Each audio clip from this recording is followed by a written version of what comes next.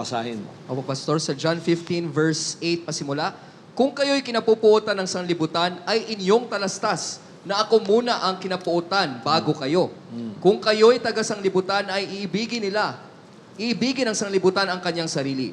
Ngunit sapagkat kayo hindi taga-sanglibutan, kundi kayo'y hinirang ko sa sanglibutan, kaya napupuot sa inyo ang sanglibutan. Alalahanin ninyo, ang salitang sa inyo'y aking sinabi. Ang alipin ay hindi dakila kaysa sa kanyang Panginoon. Kung ako'y kanilang pinag-uusig, kayo man ay kanilang pag-uusigin din. Oh, kung ako'y inusig, sabi niya, kayo man din ay pag-uusigin. Hindi tayo nang uusig, ha? Tayo ang inuusig. Kaya katuparan ang anak sa lahat ng mga salita niya. The servant is not above his master.